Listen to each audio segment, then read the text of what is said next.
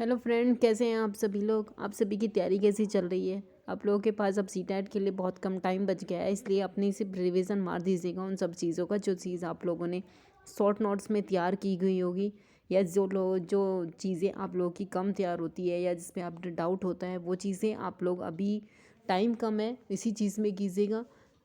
जिस दिन आप लोगों का पेपर होगा 31 जनवरी को आपका पेपर है, उससे पहले दिन मत पढ़िएगा क्योंकि ज़्यादा कन्फ्यूज़न होता है और जो आपके सही होने वाले क्वेश्चन होते हैं ज़्यादातर वे गलत हो जाते हैं। तो इसलिए पहले दिन ज़्यादा बर्डन मत डालिएगा, ना ही पहले दिन कुछ ज़्यादा न्यू चीज़ें पढ़िएगा। फ़िलहाल अभी कोई न्यू चीज़ पढ़ने की आपको ज़रूरत नहीं है। जो चीज़ आप लोगों ने पढ़ी है उसी को ही आप दोबारा से रिवाइज़ कर सकते हैं उन सारी चीज़ों का।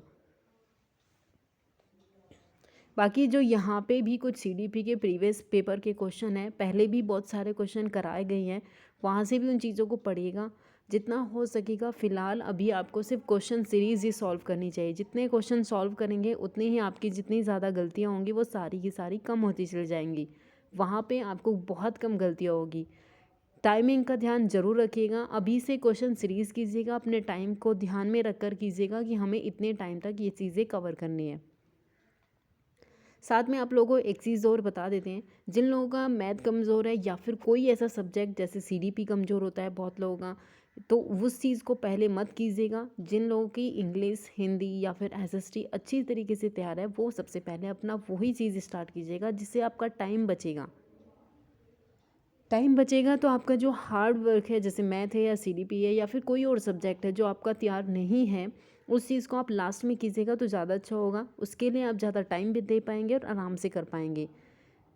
ज़्यादा कन्फ्यूज़न मत होइएगा, जितना हो सकेगा उसको आराम से कीजिएगा पहले, और पहले सब्जेक्ट वो उठाइएगा जो आप लोगों का किया हुआ है तैयार। आप लोगों को एक चीज़ हो रहा है, जब भी आप लोगों ने अगर आप लोगों ने यहाँ पे अपनी फ़र्स्ट लैंग्वेज, अगर आपने फ़र्स्ट लैंग्वेज में हिंदी भरी है पहले पेपर के लिए, और दूसरी सेकंड आपकी लैंग्वेज कौन सी है, इंग्लिश है, तो सबसे पहले जब आप लोगों को सीरीज मिलती है तो उसमें सबसे पहले आपको सिर्फ हिंदी वाला जो पेपर होता है वो करना होता है। उसमें आपको 4 पेपर मिलेंगे, इंग्लिश हिंदी ऐसे मिलते हैं। लेकिन जिन लोगों ने सबसे पहले अपनी लैंग्वेज हिंदी को उसमें फीड किया हुआ है और बाद में इंग्लिश किया हुआ है, तो इसलिए सबसे पहले वही क्वेश्चन कीजिएगा जो आप लोगों ने हिंदी वाले हैं। हिंदी के सबसे पहले क्वेश्चन आते हैं, उसमें भाषा इंग्लिश वाला क्वेश्चन पहले मिलेगा, उसको छोड़ के जो हिंदी के क्वेश्चन होते हैं उनको कीजिएगा, और लास्ट में जो इंग्लिश वाले पेपर होते हैं, क्वेश्चन होते हैं, उनको कीजिएगा। इससे आप लोगों की नंबर सीरीज़ भी सही रहेगी, आप लोगों के नंबर भी कम नहीं होंगे। इसलिए इन चीज़ों को ध्यान में ज़रूर रखिएगा जब भी पेपर करें। और जितने भी इसी टाइम पे जितने आप क्वेश्चन रेज करेंगे, जितने क्वेश्चन सॉल्व करेंगे, उतना ज़्यादा अच्छा रहेगा। क्योंकि इस बार ज़्यादा कन्फ्यूज़न मत रखिएगा कि जिन लोगों का ये पहला है, दूसरा है, तीसरा है, जो भी है आप लोगों का, कन्फ्यूज़न मत रखिएगा, सॉल्यूशन पे ध्यान रखिएगा। और जो सब्जेक्ट आप लोगों का ज़्यादा अच्छा तैयार है उसे सबसे पहले करने की कोशिश कीजिएगा, और जो ज़्यादा डिफ़िकल्ट है या फिर आपने नहीं किया है या फिर किसी कारणवश नहीं हो पाया है तो उसे बाद में कीजिएगा। अगर आप लोगों के किसी कारणवश नंबर कम हो जाते हैं तो जो नेक्स्ट सीटेट है उसमें ज़्यादा प्रेफर कीजिए अपनी सारी जितनी भी आपको तैयारी करनी है। लेकिन फ़िलहाल अभी आपको अपने माइंड को ज़्यादा नहीं करना है, जितने क्वेश्चन हो जहाँ से भी क्वेश्चन मिले वहाँ से सॉल्व कीजिएगा। और एक बार जो आपने शॉर्ट नोट्स बनाए हैं, जहाँ से भी आप लोगों ने पढ़ा है, जो भी किया है, उस चीज़ को आप एक बार रिवाइज ज़रूर कीजिएगा। फिलहाल हम यहाँ पे आपको सिर्फ कुछ प्रीवियस क्वेश्चन है यहाँ पे पुराने हैं, सीडीपी के ही किए गए हैं, क्योंकि सीडीपी ज़्यादा मोस्ट इंपॉर्टेंट होती है आपके लिए। वो आपको ज़रूरी नहीं कि सीडीपी चाइल्ड डेवलपमेंट में ही काम आएगी, वो आपको हिंदी वाले पेपर में भी आती है, इंग्लिश वाले में भी, तो वहाँ से कुछ क्वेश्चन ज़्यादा आते हैं। इसमें पुराने ही क्वेश्चन है, कभी कभी पुराने क्वेश्चन एक दो रिपीट भी हो जाते हैं, इसलिए आप लोगों को बताया गया। और ज़्यादातर क्वेश्चनों को ध्यान से पढ़ेगा, क्वेश्चन लेंथी होते हैं लेकिन उसमें कुछ ऐसी ट्रिक होती है जिसे आपको समझने की ज़रूरत होती है।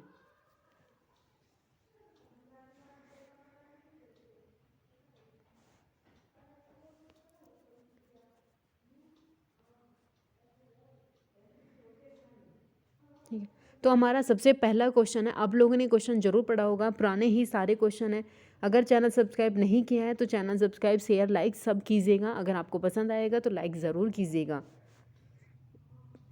सबसे पहले, फिर उसके बाद हम लोग अपनी करंट की सीरीज स्टार्ट करने वाले हैं और स्पेशल अपना यूपी टेट का जो प्रोग्राम है वो सारा स्टार्ट करने वाले हैं यहाँ से। सबसे पहला क्वेश्चन है कि बच्चों को संकेत देने और आवश्यकता पड़ने पर सहयोग प्रदान करना निम्नलिखित में से किसका उदाहरण है। अगर आपको कोई चीज़ हिंदी में नहीं समझ आती है तो उसे एक बार ज़रूर इंग्लिश का जो वर्जन होता है वहाँ से ज़रूर पढ़िएगा। बहुत सारी टर्म ऐसी होती हैं जो सीडीपी में इंग्लिश में ही समझ में आती है।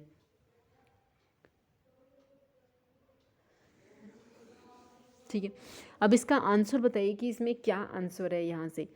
प्रबलन, अनुबंधन, मॉडलिंग या ढांचा या पाठ। इसका सही आंसर क्या है? ढांचा।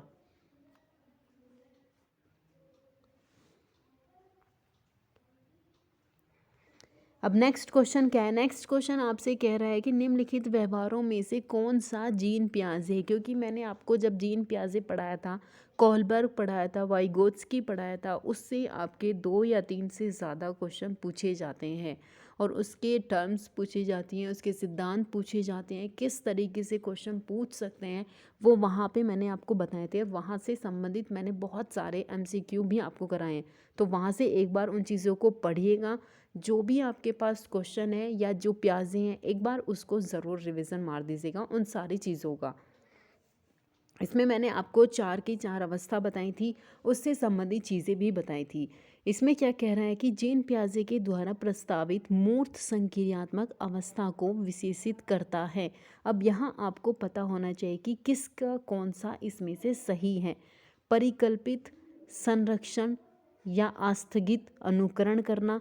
आपको यहाँ से कुछ चीज़ें तो पता ही होगी, वहाँ से उन्हें ज़रूर हटा दीजिए। जैसे अनुकरण करना क्या होता है? इंद्रिय जनित वाली अवस्था जो सबसे पहली 0 से 2 वर्ष के लिए होती है। उसमें बच्चा क्या करता है? इमिटेशन करता है, जो आपकी फैमिली करती है वही बच्चा करता है।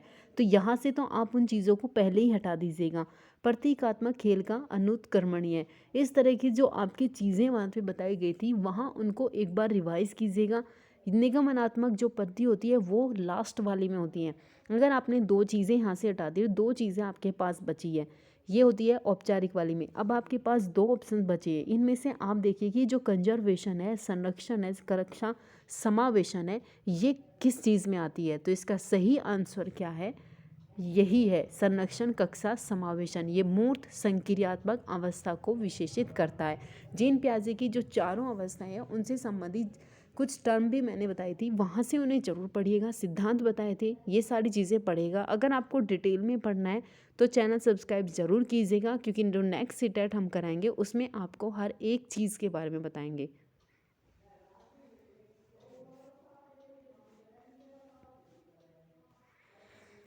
अब ये देखिए नेक्स्ट क्वेश्चन क्या है कि बच्चों के संज्ञानात्मक कॉग्निटिव डेवलपमेंट, कभी कभी डायरेक्ट क्वेश्चन भी पूछ सकता है कि कॉग्निटिव डेवलपमेंट या संज्ञानात्मक विकास को का सिद्धांत किसने दिया था? तो ये पियाजे ने दिया था, यहाँ से आपको पता होना चाहिए। बच्चों के संज्ञानात्मक विकास के संदर्भ में निम्नलिखित में से कौन सी पियाजे की संरचना है?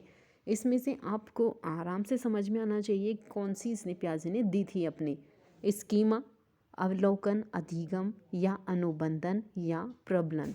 ये आप सोच के बताइएगा इनमें से क्या हो सकता है। ये बहुत इंपॉर्टेंट क्वेश्चन है, यहाँ से ज़रूर पूछे जाते हैं और ये एक बार नहीं, आपको बहुत बार क्वेश्चन मिला होगा ये इस तरीके से क्वेश्चन।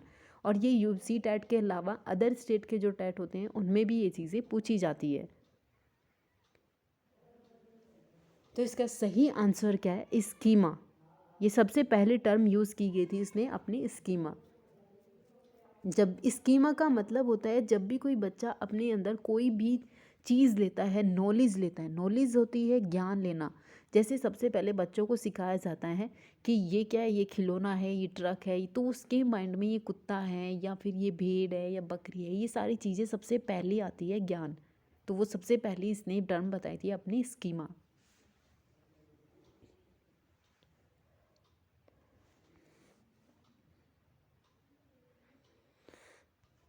नेक्स्ट क्वेश्चन क्या है? आकलन का प्राथमिक उद्देश्य क्या होना चाहिए? अब आप इस क्वेश्चन को पढ़िएगा कि आकलन क्या होता है। असेसमेंट जब किया जाता है तो उसका प्राथमिक उद्देश्य क्या होता है? विद्यार्थियों के लिए श्रेणी निश्चित करना। क्या सिर्फ आकलन का मतलब यही होता है कि सिर्फ बच्चों को श्रेणी दी जाती है, फर्स्ट सेकंड थर्ड फोर्थ? ऐसा कुछ नहीं होता। संबंधित अवधारणाओं के बारे में बच्चों की स्पष्टता, भ्रांतियों को समझना, विद्यार्थियों के प्राप्तांक के आधार पर उनको नामांकित करना, रिपोर्ट कार्ड में उत्तीर्ण अनुत्तीर्ण अंकित करना।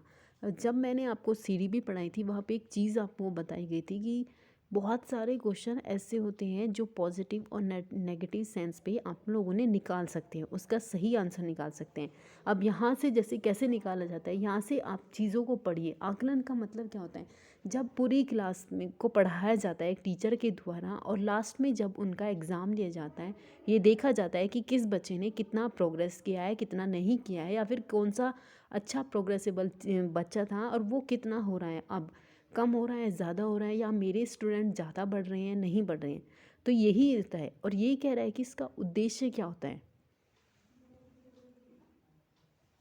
अब इसका क्या उद्देश्य सिर्फ यही होता है कि हम सिर्फ बच्चों को श्रेणी दें कि फर्स्ट है, सेकंड है, थर्ड है, फोर है। हमारा काम श्रेणी देना भी होता है, लेकिन श्रेणी देने के साथ साथ हमारा सबसे मोस्ट इम्पोर्टेंट होता है कि बच्चों की जो अवधारणाएं हैं, जो अजम्पशन है उनकी, उनको स्पष्ट करना, उनके अंदर जो भ्रांतियाँ भ्रम फैले हुए हैं उसको समझाना उनको कि क्या चीज़ें होती हैं। उसके बाद क्या होता है, क्या सिर्फ उसका ये आपका नेगेटिव है? दूसरा क्या कह रहा है, विद्यार्थियों के प्राप्तांकों की इन्होंने 300 400 में से 300 अंक प्राप्त किए हैं, या फिर 400 में से किसी ने 400 ही अंक प्राप्त किए हैं। सिर्फ हमें उन्हें नामांकित करना नहीं होता, ये सेकेंडरी पार्ट होता है। हमें उन्हें नामांकित किया जाता है, उत्तीर्ण अनुत्तीर्ण का कार्ड भी दिया जाता है, लेकिन अगर हम इसकी इम्पोर्टेंस की बात करें तो सबसे इम्पोर्टेंट होता है संबंधित अवधारणाओं के बारे में बच्चों की स्पष्टता और भ्रांतियों को समझना। ये सबसे ज़्यादा होता है इम्पोर्टेंट, ये इसका प्राथमिक उद्देश्य पूछ रहा है। और इसी तरीके से आपसे क्वेश्चन पूछे जाते हैं।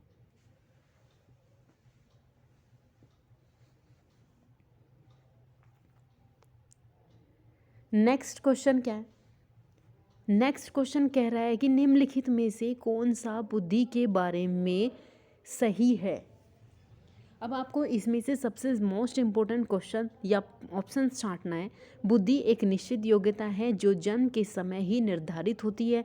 क्या बाद में बुद्धि नहीं आती? आपको पता है कि वो जन्म के समय ही होती है, बस बाद में नहीं होती। बुद्धि को मानकीकृत परीक्षणों के प्रयोग से सटीक रूपों से मापा या निर्धारित किया जाता है। क्या ये सही ऑप्शंस है? बुद्धि एक एकात्मक कारक और एकांकी विशेषक है। यहाँ आपका ये आपका 4 ऑप्शंस है कि बुद्धि बहुआयामी होती है। बुद्धि एक ही प्रकार की नहीं होती है, या बहुत प्रकार की होती है बुद्धि, और यह जटिल योग्यताओं का एक समूह होती है। तो आपकी ये चीज़ें नहीं होती। बुद्धि का अगर सही ऑप्शन इसमें से है तो वो यही है कि बुद्धि बहुआयामी होती है, उसके बहुत सारे आयाम होते हैं।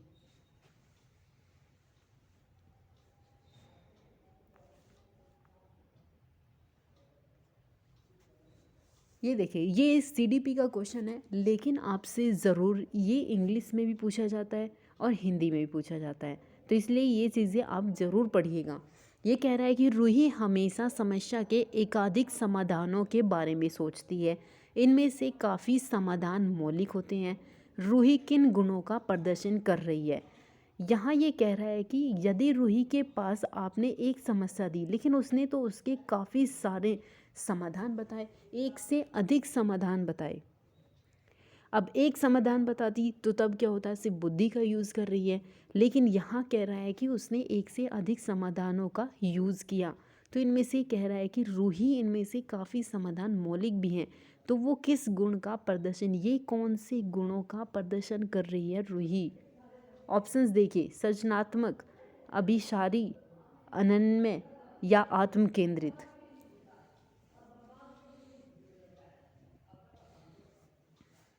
इसका सही आंसर क्या है? सृजनात्मक। इसकी जगह रचनात्मक भी आपको शब्द मिलता है, और इसका सही आंसर यही है, सृजनात्मक। ये कह रहा है कि यदि उसके सामने एक समस्या दी जाती है तो उसने सिर्फ एक सॉल्यूशन नहीं, उसने बहुत सारे सॉल्यूशन उसके सामने दिए।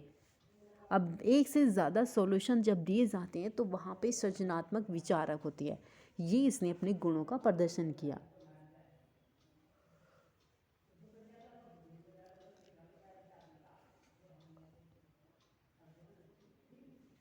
इसलिए अपने पुराने जितने भी आपके यूपी टेट है, सी टेट है, जो अभी करंट वाला एच टेट है, वहाँ के जो क्वेश्चन है वहाँ उनको भी सोल्व कीजिएगा खुद। ये नेक्स्ट क्वेश्चन क्या कह रहा है, अधिगम शिक्षण अधिगम प्रक्रिया में वंचित समूह से संबंधित विद्यार्थियों के लिए सहगामिता कम करने की स्थिति में एक शिक्षक को क्या करना चाहिए। इसीलिए जब आपको एनसीईआरटी पढ़ाई जाती है तो उसमें टीचर बेस्ड जितने भी कॉन्सेप्ट होते हैं उनको ज़रूर पढ़िएगा। ये मैंने आपको हर बार कहा था, जब भी मैंने अपनी एनसीईआरटी पढ़ाई थी तब भी वहाँ पे कहा था। ऑप्शंस क्या है कि बच्चों को विद्यालय छोड़ने के लिए कहना चाहिए। क्या एक टीचर को स्टूडेंट को ये कह देना चाहिए कि आप इसको विद्यालय छोड़कर जा सकते हैं? ऐसी स्थिति को जैसा है स्वीकार कर लेना चाहिए। तो फिर एक टीचर का अर्थ ही क्या हुआ? इन विद्यार्थियों को अपनी अपेक्षाओं को कम करना चाहिए। क्या ये इसके पॉजिटिव सेंस आपको दे रहे हैं? नहीं, ये कह रहा है कि अपनी शिक्षण पद्धति पर विचार करना चाहिए और बच्चों की सहगामिता में सुधार करने के लिए नए तरीके ढूंढने चाहिए। तो इस तरीके से ही आप अपने पॉजिटिव क्वेश्चन जो होते हैं उनको यहाँ से छाटिएगा ज़रूर। तभी आप उन चीज़ों को समझ पाएंगे कि इसमें से कौन सा नेगेटिव है और कौन सा पॉजिटिव आपसे ऑप्शंस पूछ रहा है। इसलिए आप जब टीचर बनने वाले हैं तो वहाँ आपको ये नहीं करना है कि नहीं हमें बच्चों को इस विद्यालय छोड़ने की सलाह दे देनी चाहिए, या फिर हमें उन्हें क्यों एक्सेप्ट करें, जैसे हैं वैसे ही चलते रहें, या फिर हमें उनके क्वेश्चनों के सवाल नहीं देने चाहिए या उनसे कुछ पूछना नहीं चाहिए। ये सारी चीज़ें एक नेगेटिव सेंस देते हैं। तो इसका सही आंसर क्या है? 4।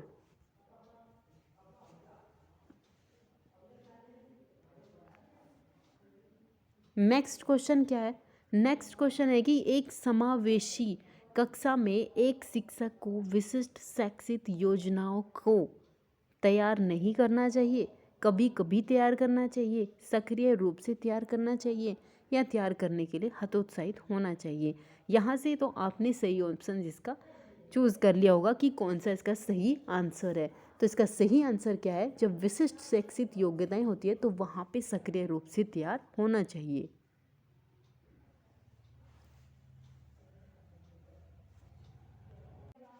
नेक्स्ट क्वेश्चन क्या है कि पठन वैलफें बच्चों के प्राथमिक लक्षण क्या होते हैं?